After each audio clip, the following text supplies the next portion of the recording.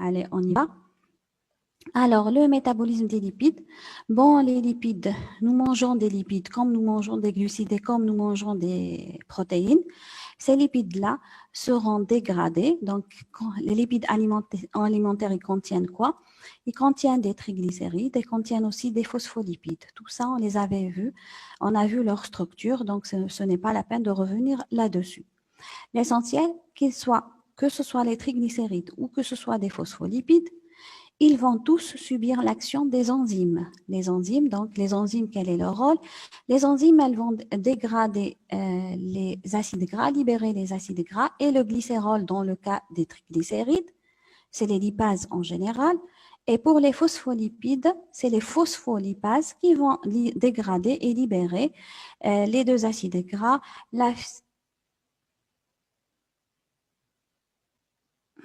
إكرام وش بيك؟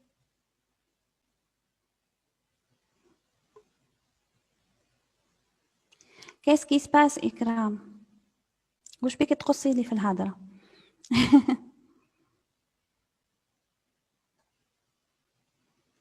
إكرام. Et qu'est-ce que je viens de dire إكرام؟ Qu'est-ce que je viens de dire?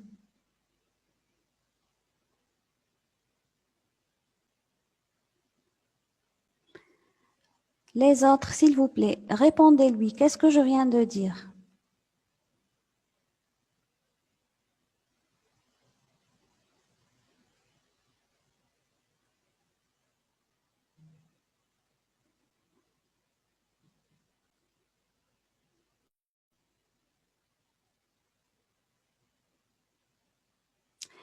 Ekram vient de me dire qu'on n'a pas terminé et qu'il nous reste encore, un... Quoi, qu'est-ce que j'allais dire? Qu'il nous reste 2 diapos qu'on n'a pas terminé 2 diapos. C'est ce qu'elle vient de me dire.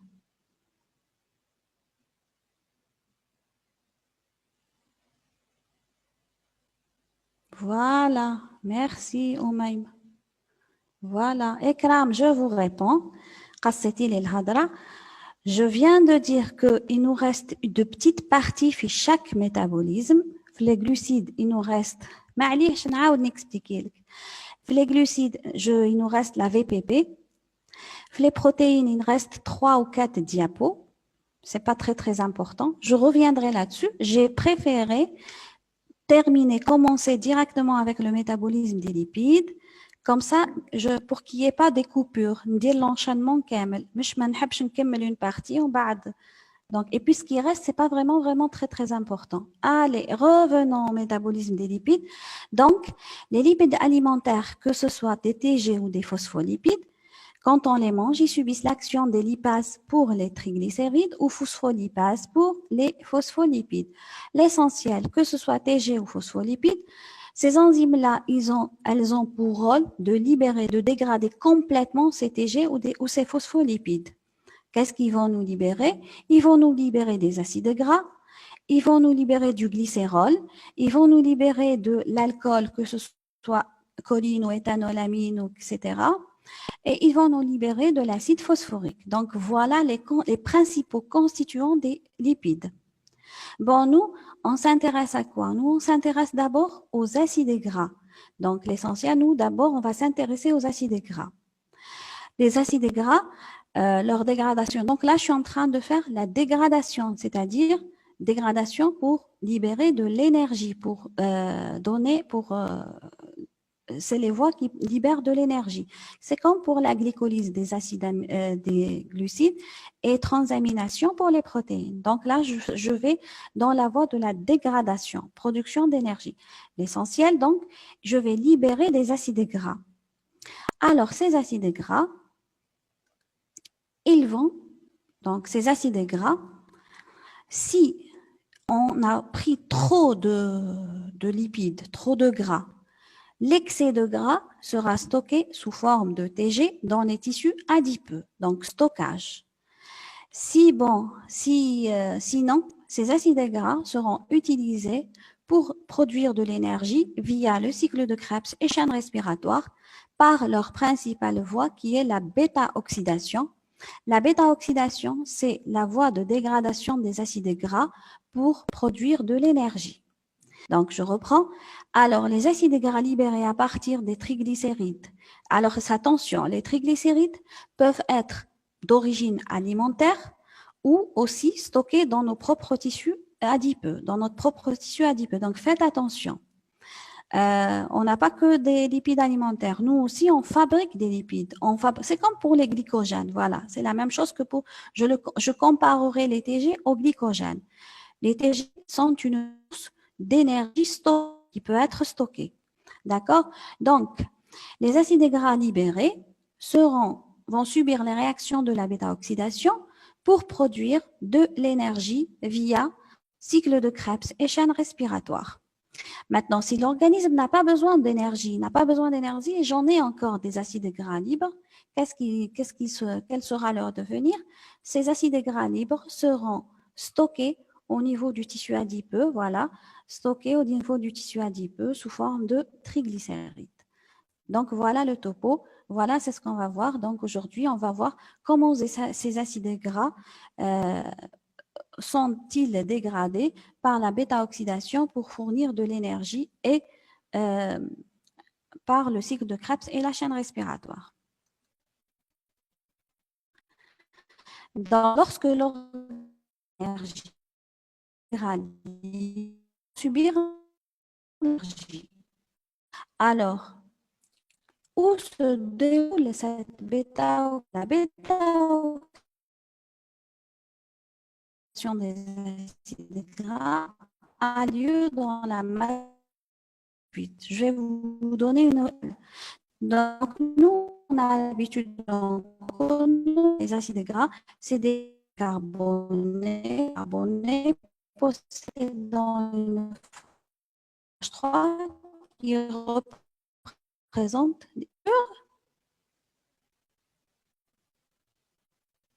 des coupures.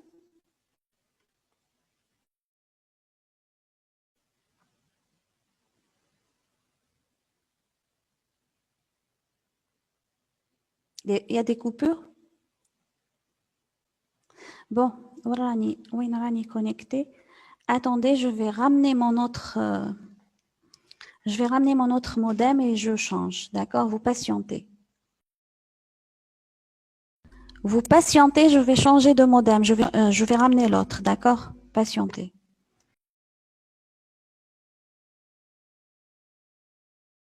Le signaler, je bascule vers l'autre modem. D'accord? C'est bon là maintenant? Alors, s'il y a des coupures, vous me le signalez, d'accord? Alors, je reprends. Je reprends à partir de quoi? Alors, les acides gras libérés seront dégradés par leur voie principale qui est la bêta-oxydation. Où se déroule cette dégradation? Elle se déroule dans la matrice mitochondriale. Je vais vous dire pourquoi. Je vous pose la question, pourquoi dans la matrice mitochondriale? Rapidement, vous me répondez. Pourquoi dans la matrice mitochondriale? Pourquoi pas? Voilà, très bien. Pour que ça soit proche du cycle de Krebs et de la chaîne respiratoire. Bon, pour la glycolyse, elle se déroulait dans le cytosol.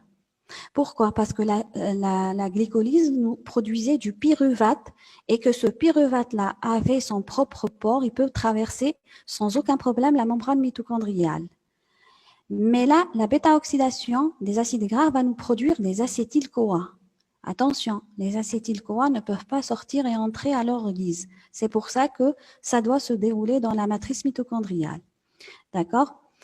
Alors, je vais vous résumer un peu ce qu'on va voir. Nous, les acides gras, on les connaît, mais pas pour alimenter le cycle. Le but de la dégradation, c'est de produire de l'énergie, pas pour alimenter le cycle de Krebs. On va dire aussi que la glycolyse alimente le cycle de Krebs. Non, donc c'est des voies pour produire de l'énergie. C'est ça le but de ces voies métaboliques. Donc, je vais vous résumer ce qui se passe dans la dégradation des acides gras. Alors, on connaît tous nos acides gras, c'est des chaînes carbonées, commençant par une fonction carboxylique COH et se terminant par un CH3. Alors, qu'est-ce qui va se passer? On va dégrader cette molécule-là, cette chaîne carbonée, on va la dégrader. Comment? On va enlever à chaque tour, donc selon 4 réactions qui vont se répéter, ces 4 réactions constituent un tour. Donc, dans chaque tour, on va enlever 2 carbones de mon acide gras sous forme, il va sortir sous forme d'acétyl-CoA. Donc, la finalité de la bêta-oxydation des acides gras, c'est des acétyl-CoA. La finalité de la glycolyse, c'est du pyruvate. La finalité de la transamination des acides aminés, c'est des squelettes carbonés, c'est du pyruvate ou là, des alpha-cétoglutarate, ou là, ça dépend de l'acide aminé. Donc, pour la bêta-oxydation des acides gras, la finalité, c'est des acétyl-CoA. C'est pour rouler dans le mitochondrial, proche du cycle de Krebs. Il faut que ça soit très proche du cycle de Krebs, sinon il n'y aurait pas de transporteur pour pour l'acétyl-CoA lui-même. D'accord? Donc, voilà ce qu'on va voir. Au chaque tour, on va éliminer 2 carbones. À chaque tour, on va éliminer 2 carbones sous forme d'acétyl-CoA. À chaque tour, jusqu'à ce qu'on ait dégradé totalement notre acide gras. Est-ce que vous voyez un peu, c'est le schéma général de la bêta-oxydation. Donc, à chaque tour, on va enlever 2 carbones qui vont sortir sous forme d'acétyl-CoA. Et dans un tour, il va y avoir 4 réactions qui vont se répéter à 9 fois, selon les tours. Est-ce que c'est clair? C'est clair? D'accord. Donc, on passe au point suivant. Alors, donc, je viens de dire que la bêta-oxydation se déroulait au niveau de la matrice mitochondriale pour que ça soit proche du cycle de Krebs, parce que elle produit des acétyl-CoA. Les acides gras, donc, les acides gras, ils se trouvent où? Les acides gras, le problème, c'est qu'ils se trouvent au niveau du cytosol. Par conséquent, pour qu'ils soient dégradés, il faut qu'ils entrent dans la matrice mitochondriale. Alors, seuls les acides gras dont la chaîne courte, inférieure à 8 ou 10 carbones, pénètrent facilement. Donc, les acides gras à chaîne courte passent dans la matrice mitochondriale sans aucun problème. Souvenez-vous, quand on avait fait la partie structurale, on avait dit que les acides gras dont le nombre de carbone est inférieur à 8 ou 10 étaient solubles. Souvenez-vous, ils étaient solubles. D'accord?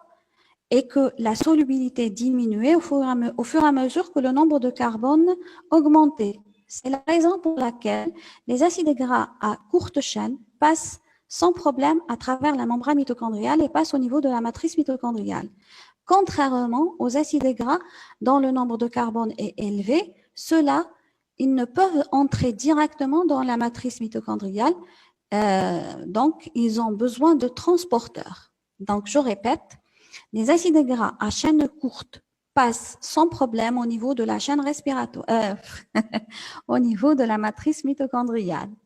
Les acides gras dont le nombre de carbone est supérieur à 10, ça, ne peuvent entrer directement dans la mitochondrie, ils doivent utiliser des transporteurs.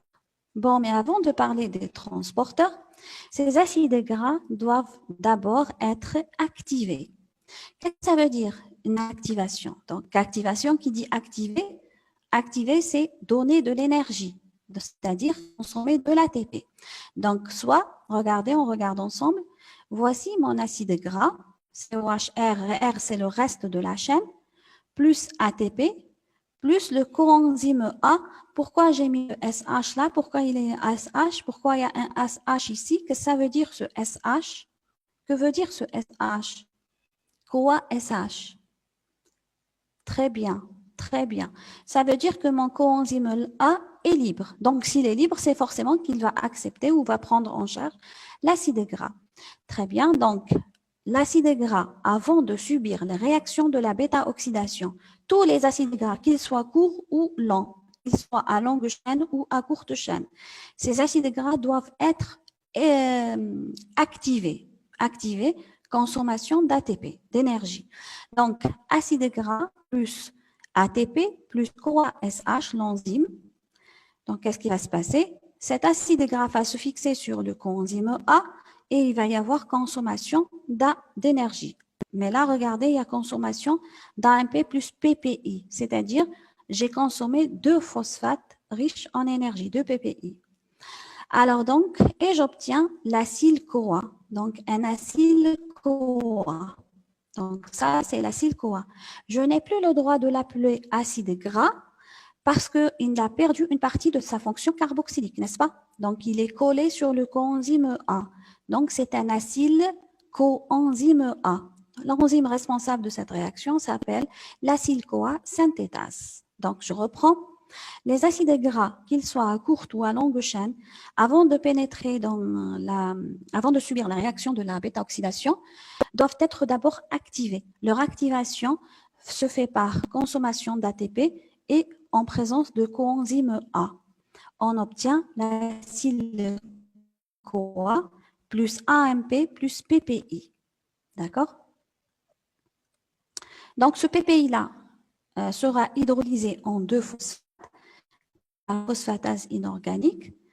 Donc, la réaction globale, 1 plus 2, la réaction 1 plus la réaction à sa deuxième réaction me donne acide gras plus ATP plus CoA-SH. J'obtiens l'acyle-CoA plus AMP plus 2PI. Donc, et voici mon acyle-CoA activé avec donc consommation d'ATP. D'accord? Alors, j'explique ce point parce qu'on va le revoir tout de suite après. Regardez ici, combien d'ATP j'ai consommé? Combien d'ATP j'ai consommé?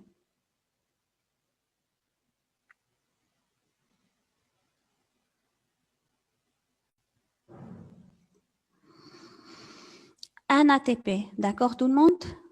Combien d'ATP j'ai consommé?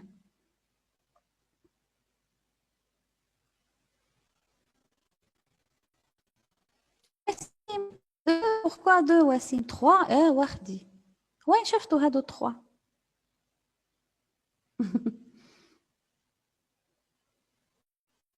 زين ça fait longtemps ما جيتش. Encore, qui dit mieux? Bon, vous êtes entre 2 et 3 ATP. Écoutez, je vais vous expliquer. Regardez, là, les scientifiques se divisent entre 2. Il y a ceux qui disent que, puisqu'il y a un ATP qui a été consommé, utilisé, donc, il y a consommation seul ATP, comme ont répondu vos camarades, pour ceux qui ont dit 1. Donc, ceux qui ont répondu 1, vous rejoignez le premier groupe des scientifiques. Le deuxième groupe des scientifiques, qu'est-ce qu'il dit? Puisqu'il y a eu 2 PPI, donc vous avez le PPI là, a été hydrolysé en 2 phosphates. Et un phosphate, il libère 7,3 kilocalories, une énergie équivalente à 7 moins kilocalories. Donc, il y a eu 2 phosphates qui ont été consommés. Ça sous-entend qu'il y a 2 liaisons riches en énergie qui ont été consommées et non pas une. N'oubliez pas que l'ATP possède 2 liaisons riches en énergie de l'équivalent de moins 7,3 kilocalories. Donc, le deuxième groupe de scientifiques dit qu'il y a 2 liaisons riches en énergie qui ont été consommées et non pas une. Alors, encore, le groupe qui pense que 2 liaisons riches en énergie qui ont été consommées, qu'est-ce qu'ils nous disent? Ils nous disent que cet AMP-là qui a été produit, il sera transformé en ATP après en consommant un autre ATP. Donc, d'emblée, il y a toujours 2 ATP qui ont été consommés.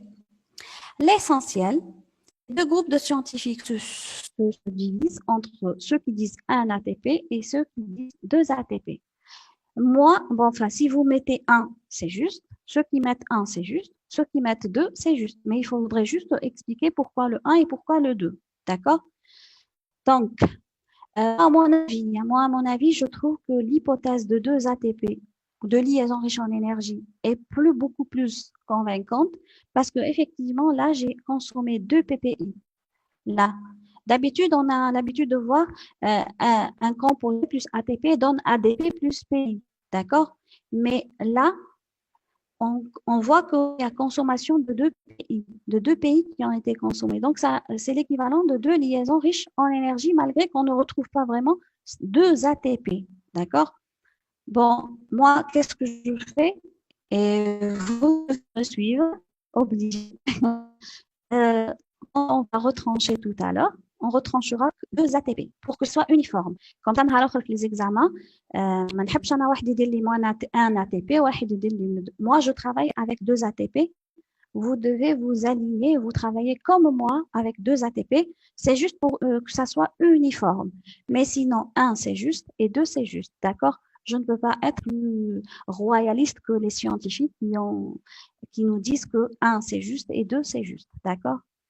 Est-ce que c'est clair? Mais travaillez comme moi. Moi, j'enlève deux ATP, j'enlève pas un. D'accord? Pour que ça soit uniforme sur tous les examens. Parce que quand un étudiant a moins un ATP, on va dans les propositions, on la valeur de moins un ATP, il va se taper un zéro bêtement. D'accord? Donc, on travaillera tous avec deux ATP. Est-ce que c'est clair? D'accord? D'accord. Donc, voyons salt. C'est bon, les acides gras ont été activés. Ma question est, pourquoi les acides gras doivent être activés? Hi, rapidement. Dire les points. Dire les points.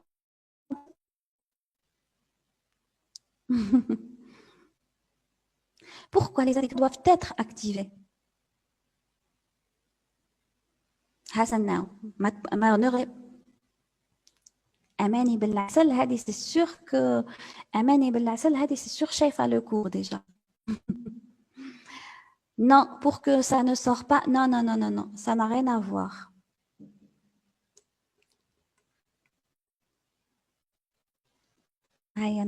Pour pouvoir pénétrer, non.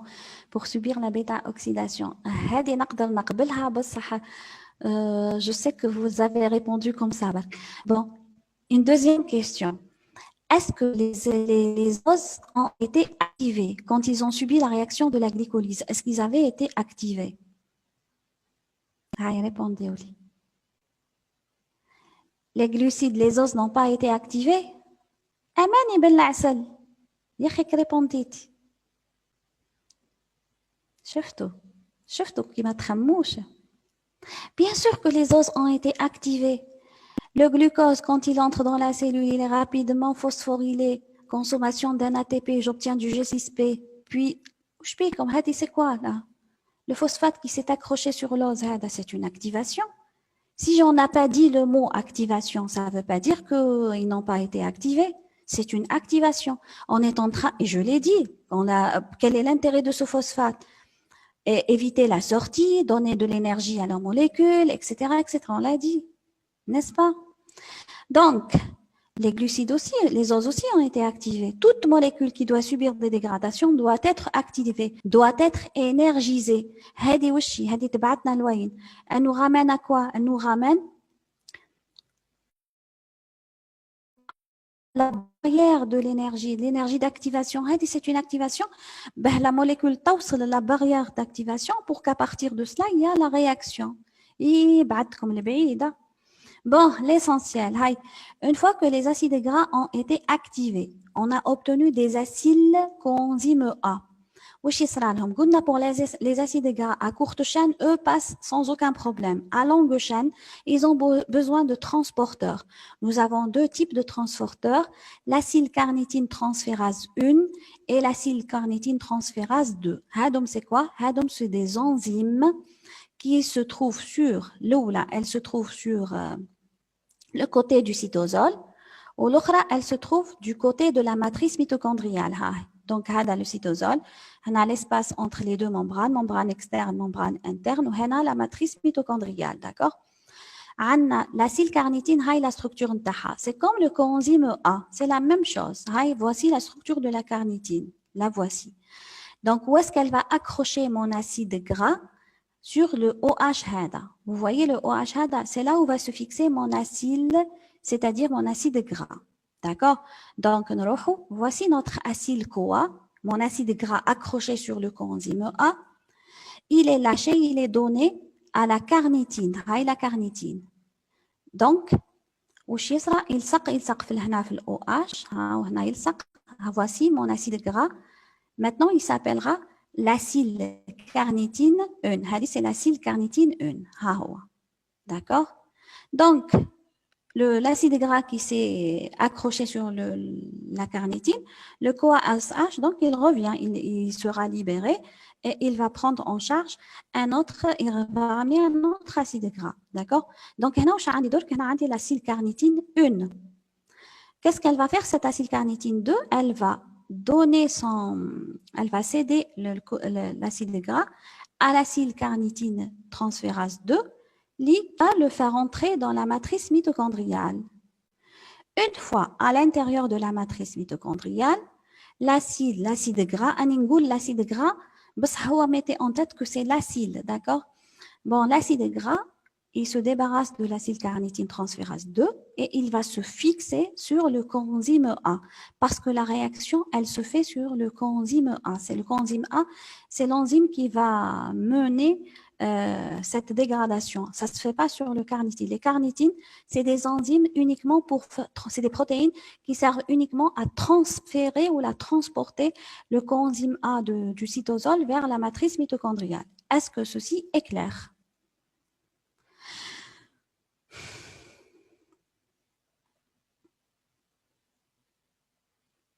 C'est clair? Très bien. Donc, on a rapidement.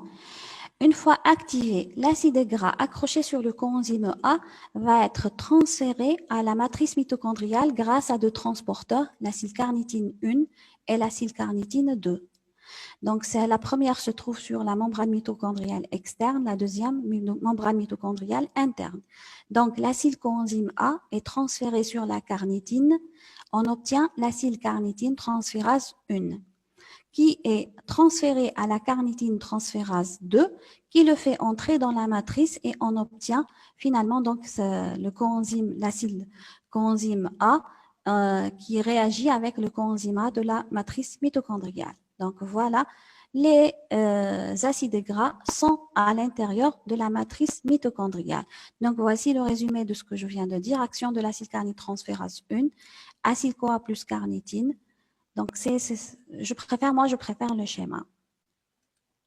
Voilà. Une fois à l'intérieur, les acides gras vont enfin subir les réactions de la bêta-oxydation. Là, ce que je vais dire s'applique pour les acides gras, qu'ils soient à longue ou à courte chaîne. Ça va s'appliquer pour tout le monde. Donc, voici mon acide CoA. Donc, pourquoi j'ai représenté les deux carbones-là en rouge? Parce que ce sont ces deux carbones-là qui seront coupés et qui vont me donner l'acétyl-CoA. Je vous ai dit tout à l'heure que la dégradation des acides gras consiste à couper deux carbones qui partiront sous forme d'acétyl-CoA. Voici les deux premiers carbones qui vont partir sous forme d'acétyl-CoA. Donc, première réaction, c'est une déshydrogénation. D'accord? Vous allez voir, il va y avoir 4 réactions qui vont me donner un tour. Ces 4 réactions représentent un tour, d'accord? Donc, le but de ces réactions-là, c'est de faire quoi? C'est de fragiliser cette liaison-là, la liaison entre le carbone 2 et 3. La liaison entre les carbones 2 et 3. C'est de la fragiliser pour pouvoir couper et détacher les deux carbones-là. C'est ça le but de ces 4 réactions. Le but des 4 réactions du tour de la bêta-oxydation, c'est de fragiliser la liaison entre les carbones 2 et 3 pour qu'il y ait coupure et libération des deux carbones sous forme d'acétyl-CoA. C'est le but des 4 réactions qu'on va voir. D'accord? Autre chose, on l'appelle aussi la bêta-oxydation. Donc, pourquoi on l'appelle la bêta-oxydation? Tout simplement parce que c'est en référence avec la nomenclature grecque. Les carbones sont, on les nomme comment? On les nomme 1, 2, 3, 4 jusqu'à N carbones. Ou là, il y a la nomenclature alpha, bêta, etc. La nomenclature grecque. C'est pour ça, bon, le carbone bêta, parce que la réaction elle se fait là. C'est pour ça qu'on a la bêta-oxydation, parce qu'elle touche le carbone bêta ou là le carbone 3. Donc la coupure, elle va se faire ici. D'accord? C'est juste pour vous dire, voilà, on l'appelle bêta-oxydation. Alors, donc, la première réaction du tour est une déshydrogénation AFAD. Donc, intervention, donc voici mon acyle-CoA. Intervention de l'acyle-CoA déshydrogénase. Elle va prendre, donc regardez, elle va prendre les deux hydrogènes des carbones 2 et 3 et me provoquer une double liaison. Configuration trans, attention, la double liaison, elle est là. 1, 2, 3. Regardez, avec formation d'une double liaison en position trans. Attention et attention, la double liaison doit avoir la configuration trans. D'ailleurs, l'enzyme, l'acyle-CoA déshydrogénase, provoque une double liaison à configuration trans. D'accord? La double liaison, donc je répète, première réaction, c'est une déshydrogénation, faisant intervenir une enzyme AFAD, donc les deux hydrogènes partent, j'obtiens du FADH2, et provocation d'une double liaison à configuration trans. L'enzyme qui réagit, c'est l'acyle-CoA déshydrogénase. Voilà la première réaction. Est-ce que la première réaction est claire? Première réaction, déshydrogénation. AFAD, j'obtiens du FADH2. Le but de cette déshydrogénation, c'est de provoquer une double liaison entre les carbones 2 et 3 à configuration trans. Il faut que ça soit une configuration trans. C'est la première réaction. Je pense que c'est clair. Deuxième réaction, hydratation de la double liaison. Hydratation de la double liaison. Grâce à qui? Grâce à l'énoyl-CoA hydratase. Faites attention. Donc, la double liaison qui a été provoquée est hydratée par l'énoyl-CoA hydratase, enzyme qui travaille que sur la configuration trans. Donc, si la double liaison était 6, l'énoyl-CoA ne peut pas travailler et ça, on s'arrêterait ici. Faites attention. Donc, hydratation de la double liaison. Hydratation de la double liaison provoquée par l'enzyme AFAD de tout à l'heure. Grâce à l'énoyl-CoA hydratase, cette enzyme travaille donc sur la configuration trans. Troisième réaction. Deuxième réaction d'hydrogénation faisant intervenir une enzyme ANADH+. Donc, voici la deuxième. Là, j'ai une forme cétonique. Donc, regardez, j'ai obtenu une double liaison ici. Par conséquent, il va y avoir la liaison entre le carbone 2 et 3 est maintenant devenue fragile. J'ai fragilisé la double liaison entre les carbones 2 et 3. Troisième et dernière étape, qu'est-ce qui se passe?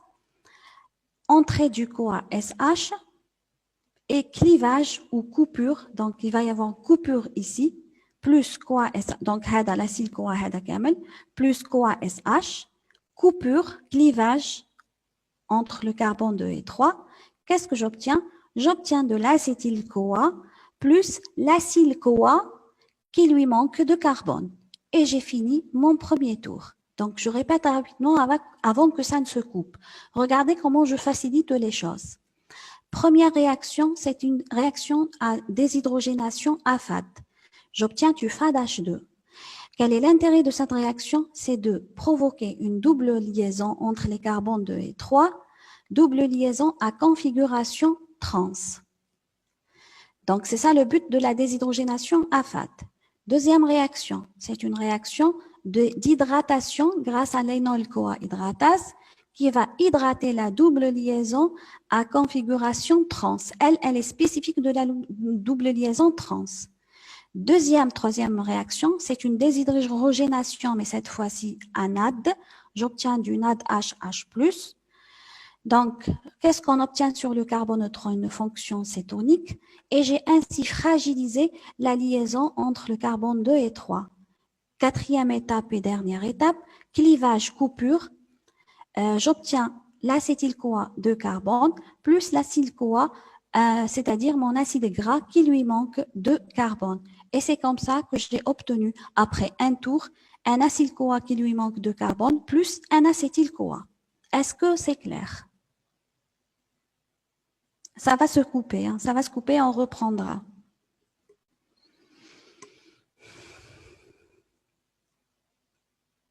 C'est clair?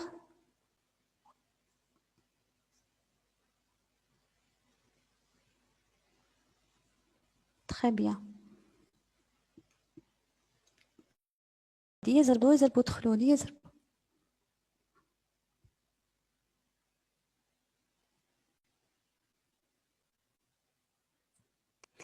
Allez, je reprends.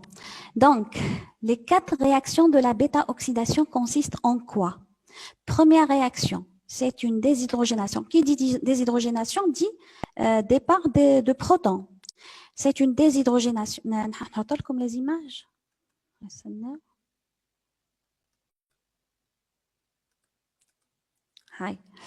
Alors, c'est une déshydrogénation. How monacyle-CoA. J'ai pas le droit de dire que c'est un acide gras parce que c'est un acyle-CoA. Donc, voici mon acyle-CoA. How, c'est l'ex-fonction carboxylique. C'est les CH qui sont répétés une fois. Donc, voici mon acyle-CoA.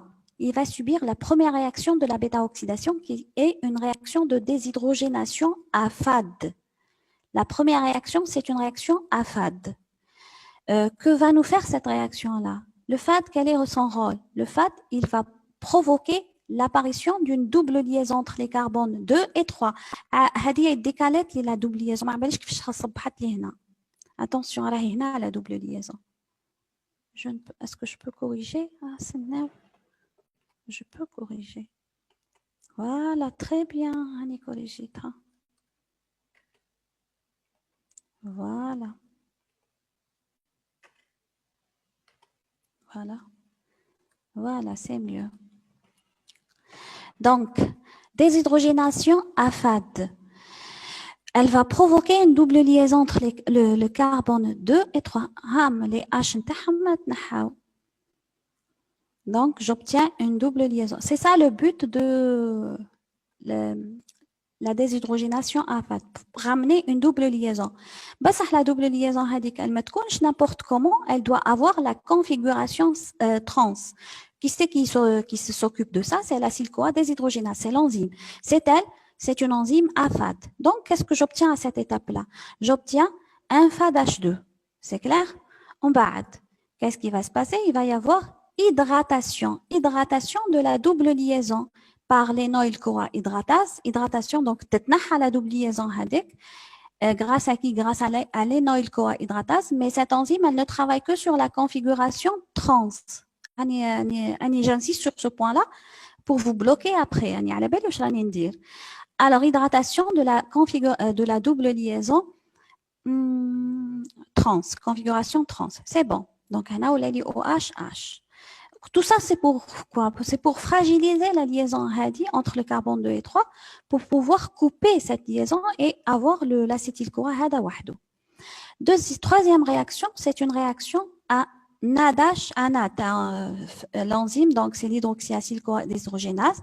C'est une enzyme ANAD. Donc, même chose.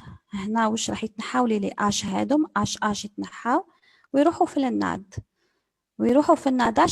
Donc, j'obtiens du CO ici. Donc, imaginez, vous avez une double liaison, une fonction acétonique, et la fonction, elle est très fragile. Donc, j'ai fragilisé ma liaison. En la fragilisant, il va y avoir la coupure ici. Donc, au chisra, déshydrogénation anat, c'est bon. En bas, qu'est-ce qui va se passer? Entrée du CoA SH. Voilà, le CoA SH, parce que n'oubliez pas que le CoA SH راهو les deux carbones هادم. Donc après coupure ما لازمش يبقى لي l'acyle CoA libre وحده لازم له l'enzyme A. C'est pour ça le CoA SH هذا يزيد يدخل. Donc quatrième et dernière étape, clivage, coupure. Donc je coupe ici, c'est bon, j'ai libéré, donc j'ai obtenu mon acétyl-CoA plus mon acyle-CoA de tout à l'heure qui lui manque 2 carbones qui sont partis avec l'acétyl-CoA. Est-ce que c'est clair maintenant pour tout le monde? N'hésitez pas. Si vous n'avez pas compris, je répète 1000 fois. Ça ne me dérange absolument pas. Est-ce que c'est clair maintenant?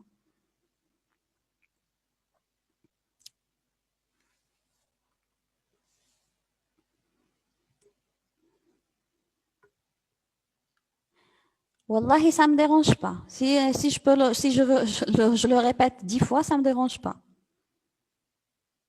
Comprenez bien le principe.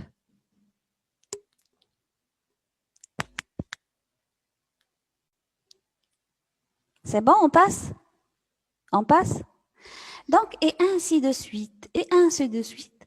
Au fur et à mesure, donc, Hadaya, il représente un tour où je fais un tour. Je fais une déshydrogénation à fat, hydratation, déshydrogénation à nat et clivage. Ces 4 réactions-là représentent un tour. Attention, Hada, un tour. À la fin de chaque tour, qu'est-ce que j'obtiens? J'obtiens un acétyl-CoA plus l'acyle-CoA. Rebelote. L'acyle-CoA, Hada, qu'il va encore subir l'action du FAD, hydratation, déshydrogénation, clivage, et ainsi de suite, jusqu'à ce que j'ai coupé tout mon acide gras sous forme d'acétyl-CoA. Est-ce que c'est clair?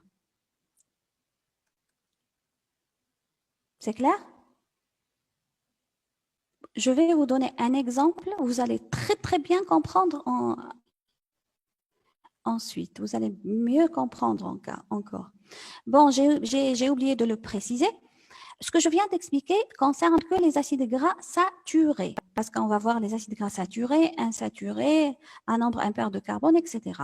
Bon, le but c'est quoi? La dégradation, le but c'est quoi? C'est de calculer le bilan énergétique. Prenons l'exemple d'un acide gras saturé à 8 carbone. D'accord? Sans passer par la réaction Hadouk de tout à l'heure. J'ai un acide gras saturé à 8 carbone. نحسبوا 1, 2, 3, 4, 5, 6, 7, 8, 8 carbone. Il va subir, cet acide gras à 8 carbone va subir les réactions de la bêta-oxydation.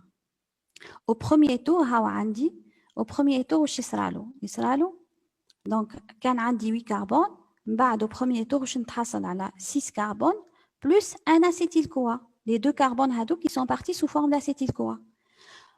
Qu'est-ce que j'ai obtenu aussi pour le premier tour? J'ai un ADH et un FADH, deux produits, n'est-ce pas? Oui ou non? Le premier tour, j'ai un acétyl-CoA plus un FADH2 et un ADH+. Le premier tour. Donc, même chose. J'ai 1, 2, 6. 6. Donc, 8 ou 6. Deuxième tour. 6 هذوك اش يبقى لي منهم يبقى لي 4 plus acétyl-CoA plus NADH plus FADH2.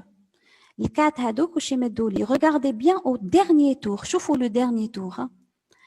On obtient un composé à 4 carbones. شوفوا. Regardez bien le dernier tour. On obtient un composé à 4 carbones. Les composés à 4 carbones, ils vont me donner directement 2 acétyl-CoA. Regardez. Les deux carbones me donnent un acétyl-CoA ou les deux carbones me donnent un acétyl-CoA. Donc, au dernier carbone, pour les acides gras saturés, on obtient directement deux acétyl-CoA. Bon, d'habitude, le premier tour, on obtient quoi? On obtient un FADH2, un ADH+, un acétyl-CoA plus l'acyle-CoA. Je m'arrête à l'acyle-CoA, l'acide gras, il y a un carbone. هذيك l'acétyl-CoA واش راح يصرالو à chaque tour راح ينقص le nombre de carbone تاعو il va partir sous forme d'acétyl-CoA à chaque tour بصح le dernier tour attention il me restera que 4 carbones qui vont me donner directement 2 acétyl-CoA donc au dernier tour j'obtiendrai 2 acétyl-CoA mais le NADH et FADH2 ne changent pas d'accord. Donc, pour l'acide gras à 8 carbones, au total, qu'est-ce que je vais avoir? Je vais نحسبوا قداش acétyl-CoA عندنا 1, 2, 3, 4, n'est-ce pas? Donc, 4 acétyl-CoA. قداش NADH normalement نبدأ بالFADH2. قداش FADH2 عندنا 1, 2, 3. Donc, 3 FADH2. قداش NADH+ عندنا 1, 2, 3, 3 NADH+. Donc, je remplace le bilan énergétique, je remplace 4 acétyl-CoA plus 3 NADH plus 3 FADH2. Je remplace chaque chose par sa valeur. 4 fois 12, acétyl-CoA c'est 12 ATP, NADH c'est 3 et FADH2 c'est 2 ATP. Donc au total, vérifiez le calcul là, il se pourrait que je me trompe. Donc au total, ça nous fait 39 ATP moins les deux Hadouk. C'est quoi que représentent les deux Hadouk? Les deux ATP Hadouk que je vais retrancher représentent quoi?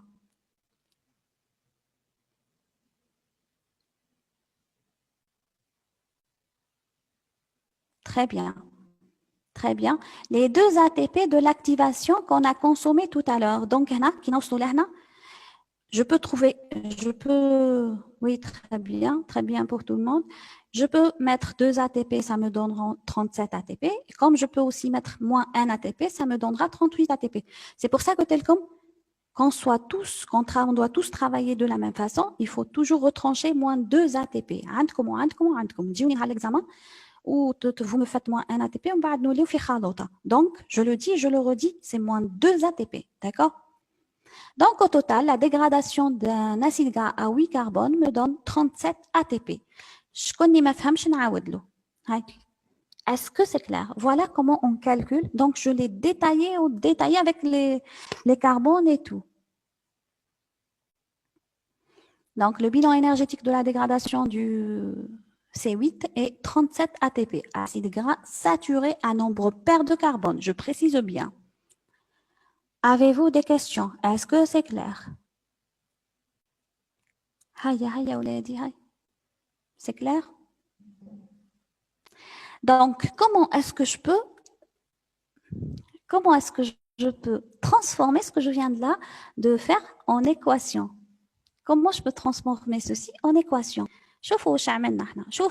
شوفوا le nombre d'acétyl-CoA وشوفوا le nombre de NAD et de FADH2. شوفوا 4, 3, 3. Comment est-ce que je peux traduire ceci en une équation que je peux utiliser pour tous les... Donc, équation globale du calcul du bilan énergétique d'un acide gras saturé.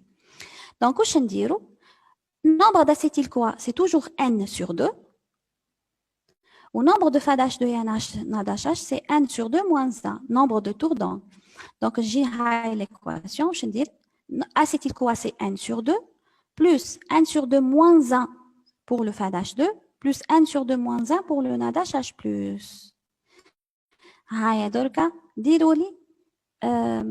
L'acide palmitique. Le bilan énergétique de la dégradation totale de l'acide palmitique. Si vous avez compris, c'est l'équation globale pour le calcul de n'importe quel acide gras saturé à nombre pair de carbone. On utilise ça.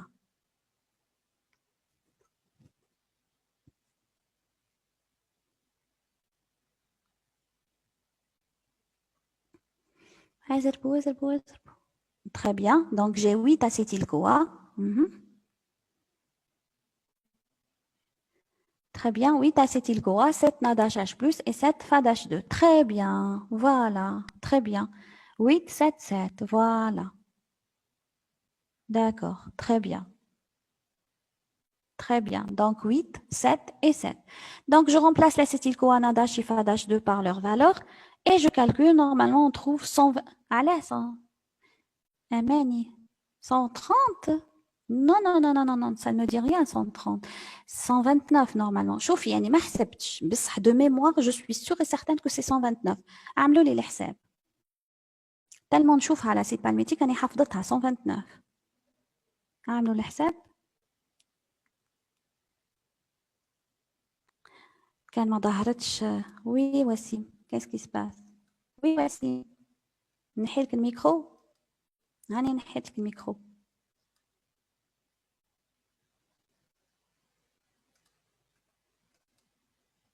مش بيه ما حبش.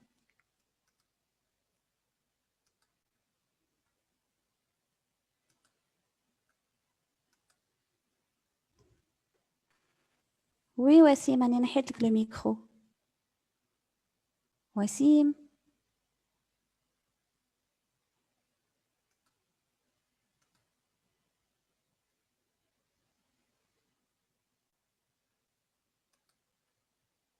وين راني أنا؟ شداني بالعسل.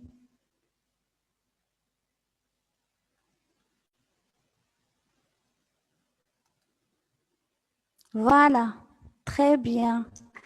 هاني قلت لكم. d'accord, نحسب فيك tu voulais parler وسيم. Donc رجع من وين. Très bien.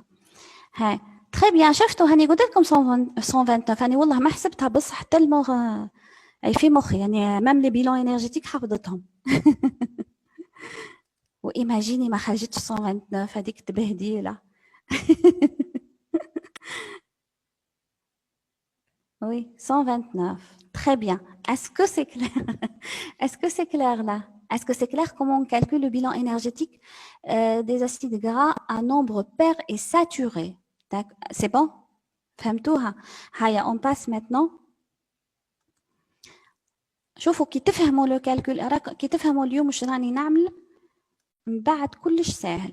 Bon, c'est bon, شفنا les acides gras saturés pairs. دركا on va passer aux acides gras insaturés. اسمعوني مليح. ما تقراوش ce qu'il y a sur la diapo. اسمعوني بالك.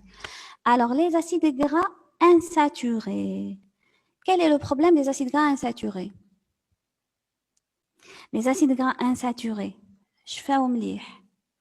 Ils ont un problème, les acides gras insaturés. Bon, les acides gras insaturés, qui possèdent une ou plusieurs doubles liaisons. D'accord? Eh, مكتوبة في الوحدة. Eh, purée. Mais c'est écrit. Le problème avec les acides gras insaturés, c'est que leur double liaison est à la configuration 6. Les acides gras insaturés, on les avait vus dans la partie structurelle, on avait dit qu'ils ont la configuration 6. Or, l'énoïl-CoA hydratase ne travaille que sur la configuration trans, n'est-ce pas? Sinon, elle n'agit pas. C'est pour ça que leur dégradation va se faire de la même façon, sauf qu'il va y avoir intervention de deux enzymes.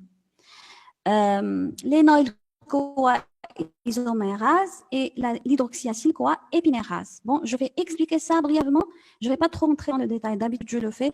Mais je vous ai dit, j'ai résumé les cours. Donc, je ne peux pas trop m'étaler sur ça.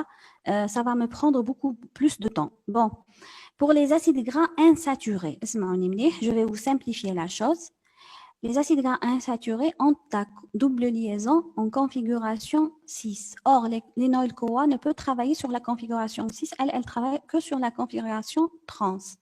Donc, chez ça, obligé, il va y avoir intervention d'enzymes. L'enzyme qui va intervenir et changer la configuration, c'est l'énoïl-CoA isomérase. هي اللي راح تبدل لنا la configuration من 6 ترجعها trans.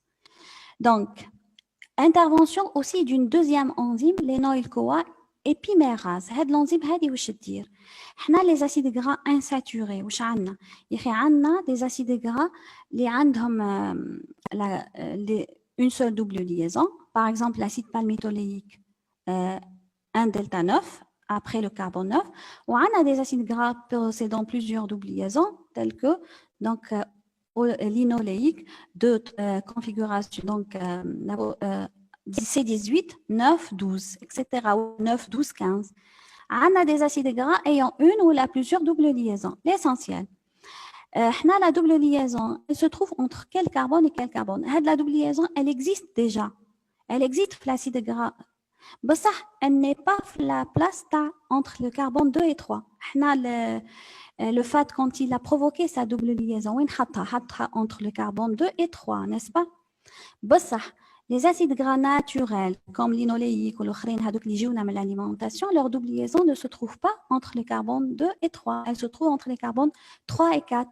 Dans ce cas-là, c'est l'épimérase qui va changer, déplacer la double liaison entre le carbone 3 et 2 et 3. Voilà, rapidement. Alors, les acides gras insaturés subissent la même chose, les mêmes réactions que les acides gras saturés, sauf que la configuration des doubles liaisons existants est de type 6, chose que n'arrange pas l'énoïl-CoA hydratase qui, elle, travaille sur la configuration trans. Dans ce cas-là, qu'est-ce qui va se passer? Il va y avoir juste intervention de l'isomérase qui va juste changer la configuration من 6 ترجعها trans. C'est bon. La deuxième enzyme, l'épimérase.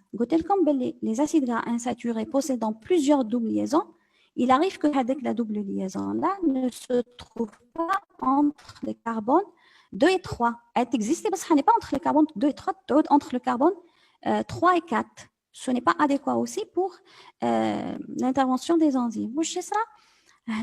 La deuxième enzyme, l'épimérase, elle va déplacer la double liaison ترجعها entre les carbones 2 et 3. Voilà. هذا le résumé des acides gras insaturés. Est-ce que c'est clair? Avant de passer au bilan énergétique, comment on calcule le bilan énergétique des acides gras insaturés?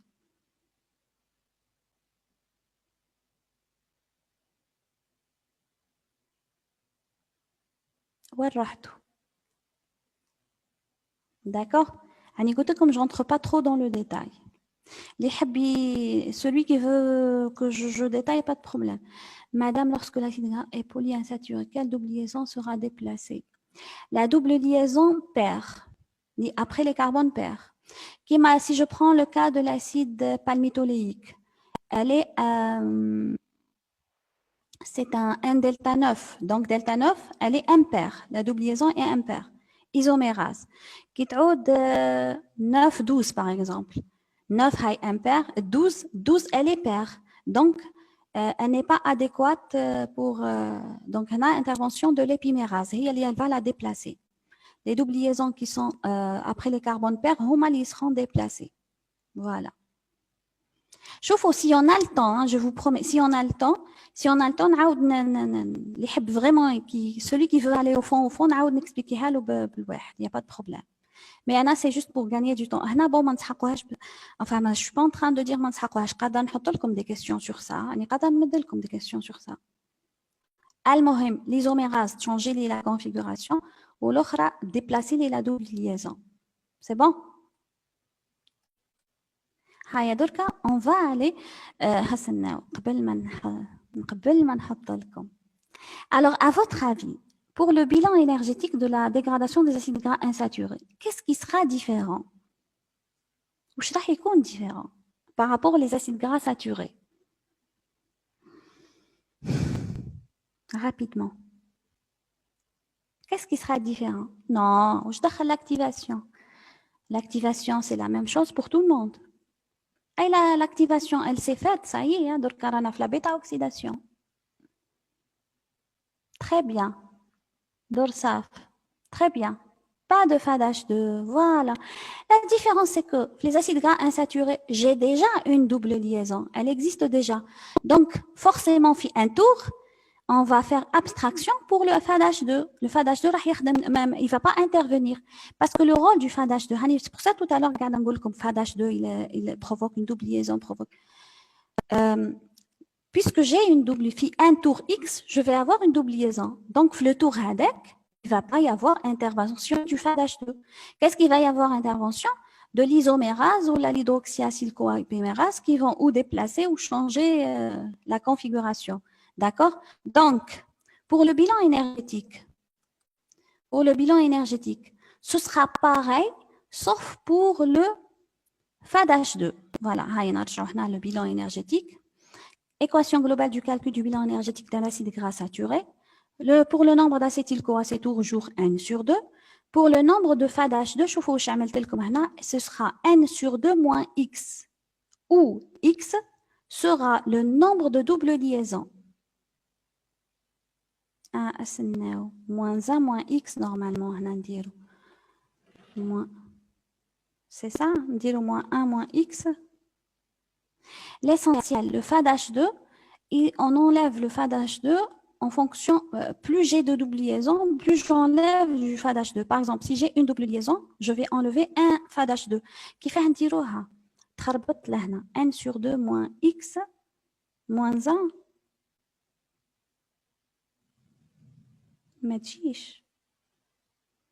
Oui, moins 1 moins x. Moins 1 moins. Tous les moins 2.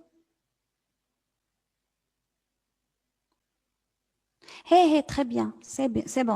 Moins 1 moins x. Très bien. Voilà. Vous êtes d'accord? Vérifiez. C'est ça? Donc, il y a une double liaison. Le x est 1. Il y a 2, x est 2. Donc, autant de double liaisons, des doubles liaisons, j'enlève le FADH2. C'est clair ou là? Voilà, très bien. Oui, x est en fonction des doubles liaisons. si j'ai une double liaison x égale à 1, si j'ai deux doubles liaisons x égale à 2, je vais enlever le NADH plus, il ne change pas, c'est toujours n sur 2 moins 1. Le FADH2 pour les acides gras insaturés, il va en fonction des nombres de doubles liaisons. Est-ce que là, la formule que j'ai mise là est claire? Est-ce que c'est juste? Hasselna moins 1, si x égale à 1, donc les moins 2. Si x égale à... Si j'ai deux doubles liaisons, moins 2, moins 3. Très bien. Oui, c'est ça. Ça marche. Voici, mais pourquoi en M? Me fahmtش en M وش؟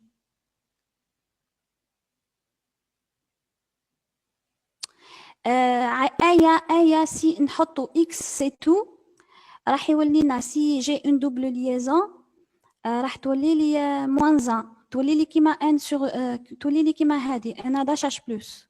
Ça marche pas. Non Wassim, non. أو la double liaison راح تكون في un seul tour. وعلاش ما كانش في هذا H2 مش راح لاسيد غران تاعك مش كامل فيه دي double liaison. Il y aura juste un tour عندك une double liaison في tout l'acide gras تاعك. فهمت؟ احنا on enlève deux نقول لكم هسناو. voilà شوفوا دوك نقول لكم هسناو دوك ما تكسروش روسكم.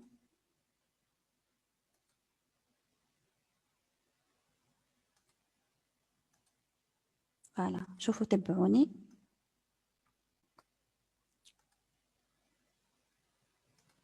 هاي تبعوني. c'est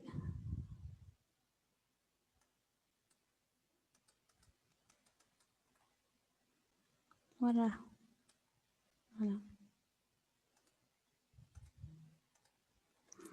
C'est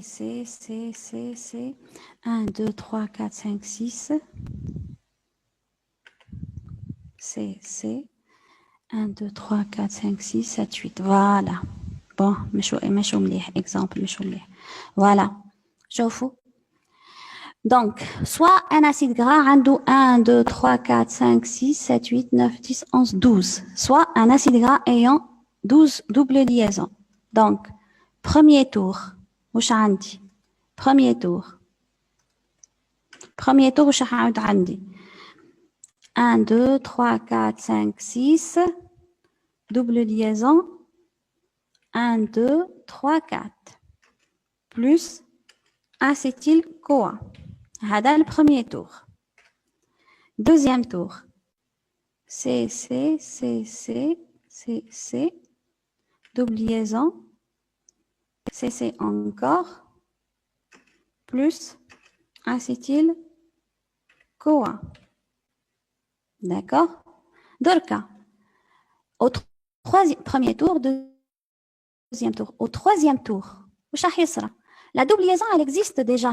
D'accord?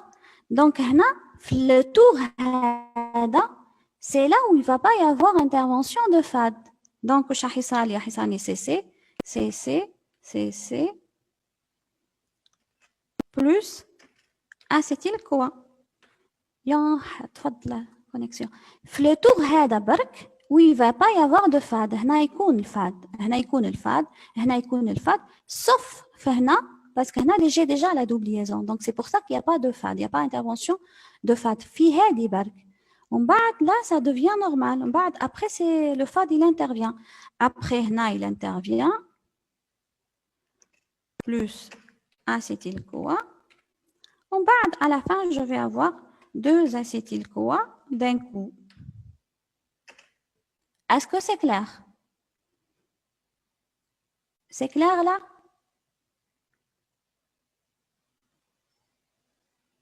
Les autres? Famto?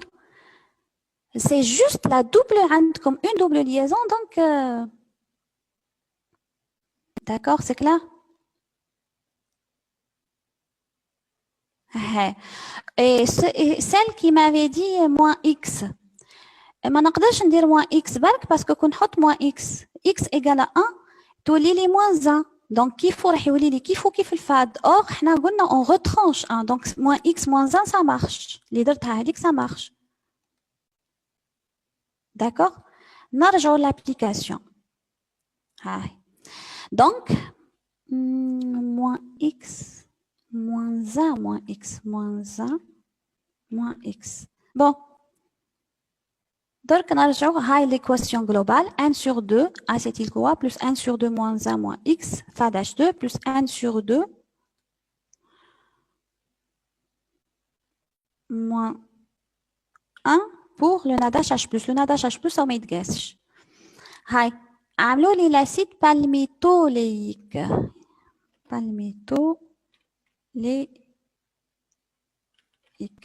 عملوا لي le bilan énergétique de la dégradation totale de l'acide palmitoléique. هاي أختموا. Donc, très bien, on aura 8 acétyl-CoA, très bien, 6 FADH2 et 7 NADH H+. Très bien, très bien, très bien. أعطيني le bilan énergétique نتاعو.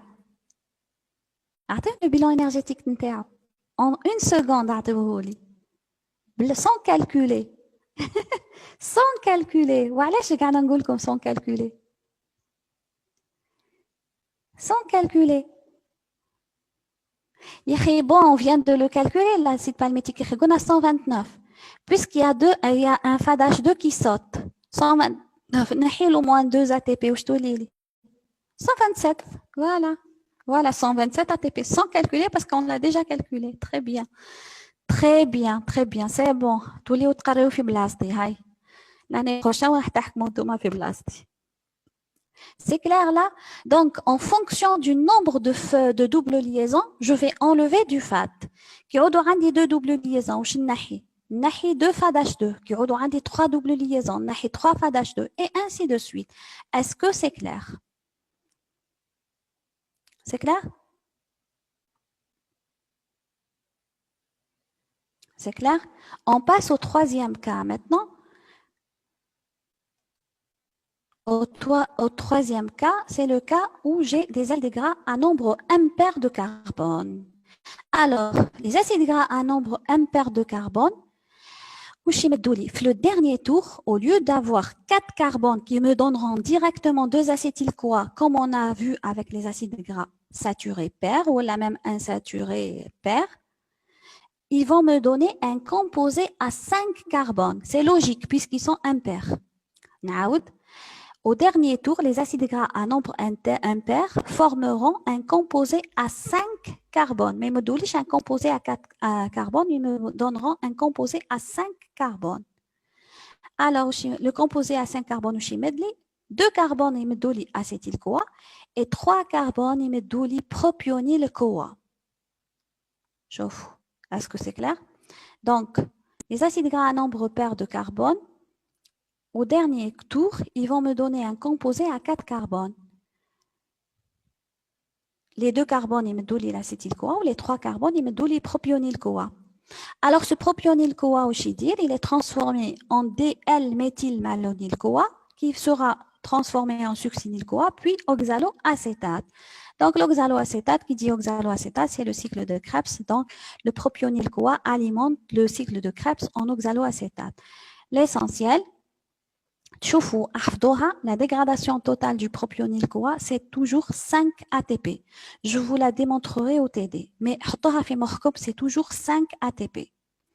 Est-ce que c'est clair? On passe maintenant comment on calcule. Donc, je vais vous montrer une astuce, comment je calcule, comment moi je fais pour calculer le bilan énergétique des acides gras à nombre impair. Si je prends l'exemple d'un acide gras à 9 carbones, شوفوا واش ندير. تبعوني اللي حاب يتبع يتبع اللي مش حاب يتبع ربي يسهل عليه. Bon, s'il trouve une autre méthode plus facile, il n'y a pas de problème.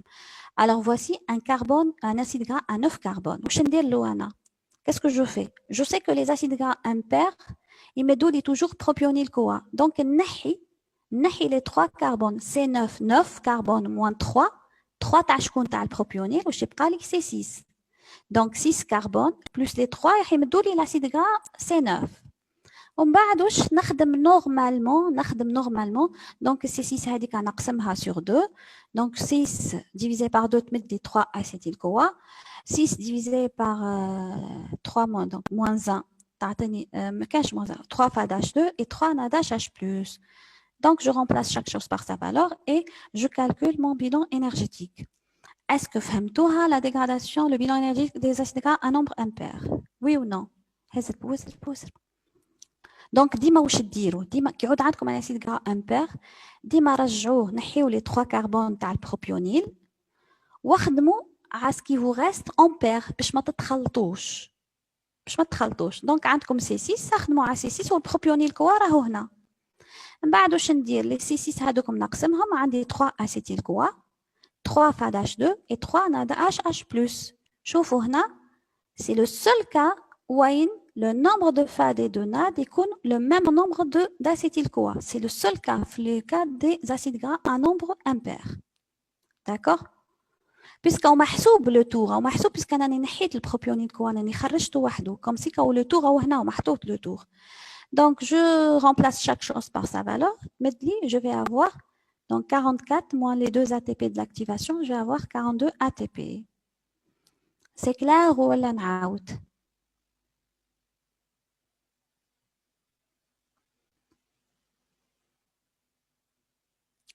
هاي اهدروا معايا c'est clair ولا لا؟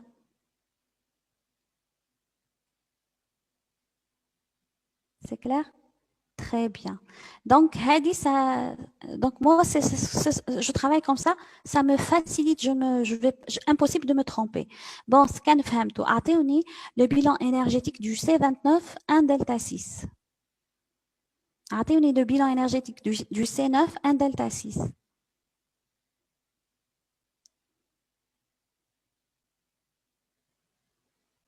C9, 1 delta 6.